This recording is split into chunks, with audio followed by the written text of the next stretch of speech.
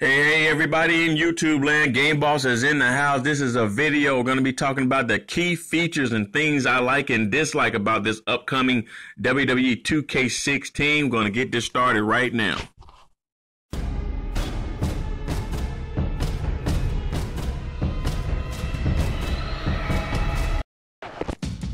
Our Game Boss in the house and talking about some key features that I am loving to hear about the WWE 2K16 series that is coming out. First of all, the roster. I'm glad to see the roster is going to be larger than ever. The 120 unique playable characters. You can go down the list, but it's just about going to be everybody. I'm glad to see the Divas.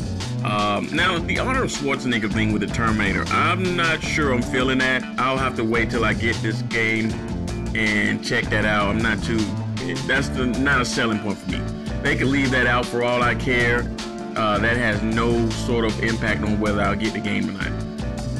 2K Showcase is back. I was not pleased with last year's 2K Showcase, and I'm pretty sure I'm not going to be into this year. They're just not really that big on it. Now, my career, that should be pretty good. Starting out with all the training, and then I'm going to NXT, the WWE, and the Hall of Fame. And also, in addition to training, you compete against others and conduct personality-driven interviews. So I think that that's going to be a pretty cool thing. Let's talk about the Creation Suite.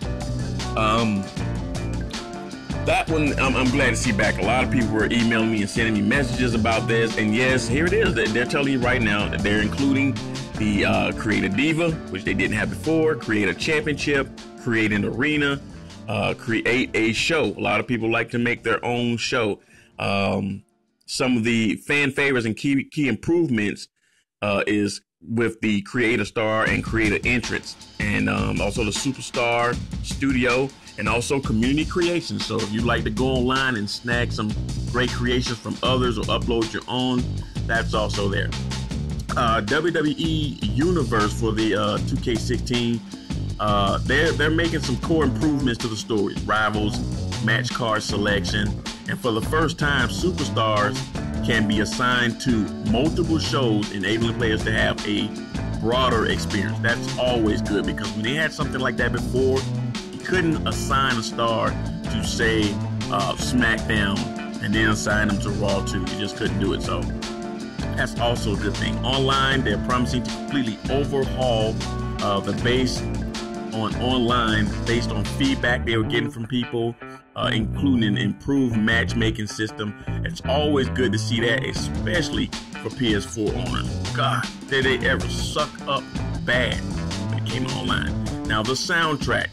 You can customize your in-game music through the addition of Superstar Interest music for 2K16 Jukebox. Additional in-game music will be announced later this year, but already that's a good thing there. They're promising gameplay improvements from last year, and as with everything that they are talking about, we know that they're talking about improving things like the controls of the game and how you're moving, and the new reversal system is promised to be redone. That's always something. I think last year it's always a case where your opponent can reverse a little too much. The new pin system, for example, the dirty pin, where you can put your feet on the rope and the referee may see it and he may not see it. If you see it, he breaks it. If not, I guess whoever you're trying to pin, hopefully they can kick out of it. New reactions. If a wrestler does kick out of a pin, your superstar can have a reaction, and then he can also argue with the referee. I think that's pretty cool. And new positions and attributes allow players to distinguish superstars from one another. It's called chain wrestling.